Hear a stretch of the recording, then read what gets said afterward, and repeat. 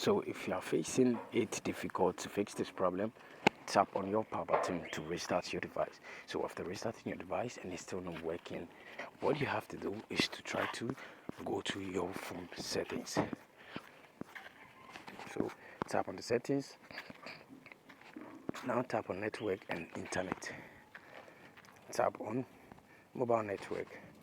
Tap on or select the network you're using. Now scroll down and tap on advanced. After that, what you have to do is to tap on preferred network type and select 4G, 3G, 2G, or 2.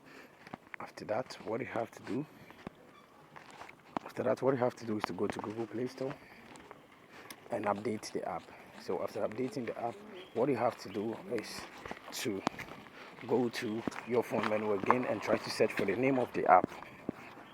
So when you find the name, what you have to do is to just use your finger to tap on it for some while. So there is it.